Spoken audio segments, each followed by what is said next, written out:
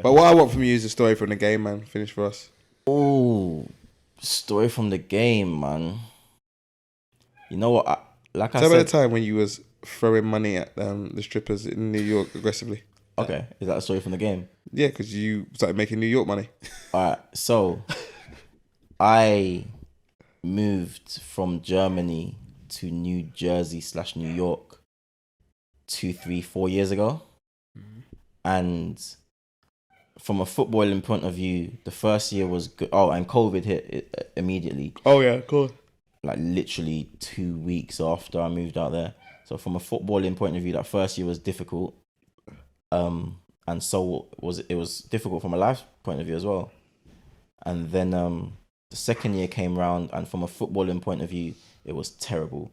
A new manager came in, ended the season before, started that season, and said I'm not in his plans at all. And that no matter what I did, I wasn't gonna play under him, and I didn't know why. But that's the game. Football, yeah. Like, that's literally the People game. don't get it, yeah. Like, it gets to the point you don't even complain about this stuff anymore if you just accept it for what it is. Yeah. So I wasn't gonna play for this guy, but I was gonna enjoy myself whilst I was in New York. I was gonna enjoy myself. So I used that season to travel the States. And when I say travel the States, I mean Miami and Atlanta. So 2 seconds. How can people be ringing my doorbell at 10:50 at night? What in the actual Ross is going on? You're a wanted man. Yeah, so I wasn't gonna let Gerhard Struber ruin my life, even if it was ruining my career. What's his name?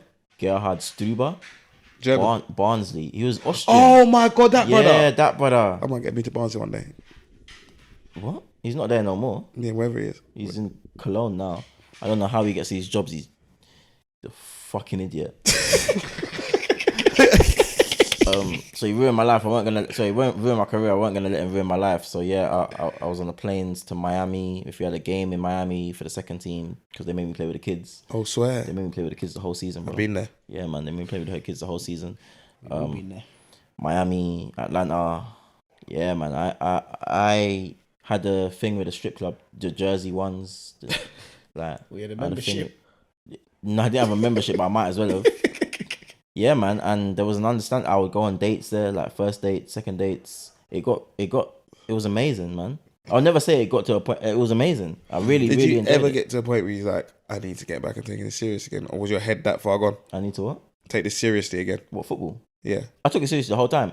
In that period of my life, I became, I think, the hardest worker that I've ever been, because I was doing everything I could to get back in that. Yeah. Like, and when you're fighting, like I'm running against a brick wall, I'm running into that brick wall, man. Like this guy, there was a time where, so I started playing centre half with the kids because they made me captain and said you're a great example, and everything I did it with a smile.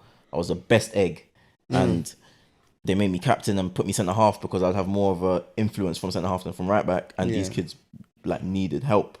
I hate when they put goose eggs with duck eggs. Does my head in, man. Yeah, these kids needed help. So I went centre half. So then all the centre halves in the first team started getting injured, and they played the three at the back. So I went to this gaffer and I said, Gaffer, look, I spoke to him in German.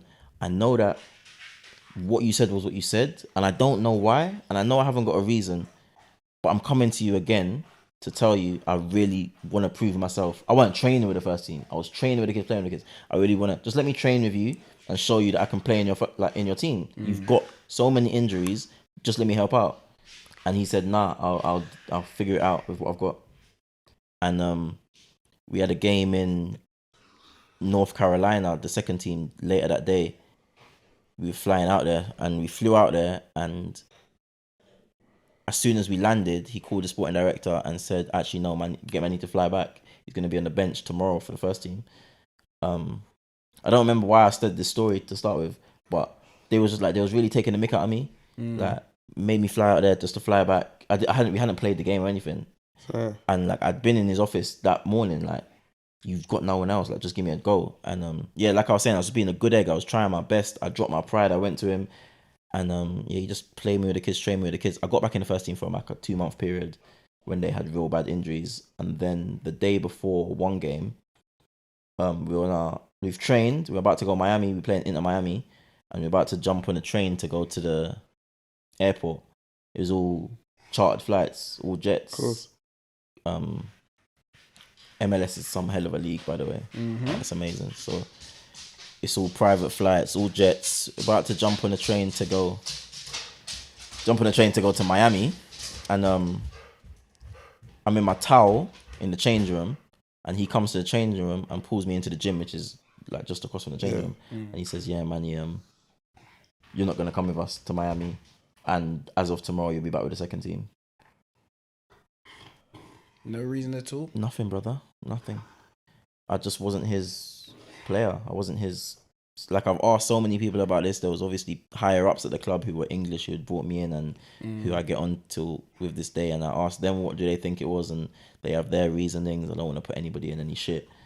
They have their reasoning for why he didn't fuck with me. But yeah, I have no qualms in calling that guy. Like, everybody in football I get along with very well. But I will happily call Gerhard Struber a fucking idiot. Well, you know. Am I releasing that? You happily take it. Happily call him a fucking idiot, bro. To his face, man. Not to his face. There's some people in football that just, you know, you they're arseholes. And you don't understand why they're arseholes towards you, but they're just arseholes. And I know we've all had our fair share.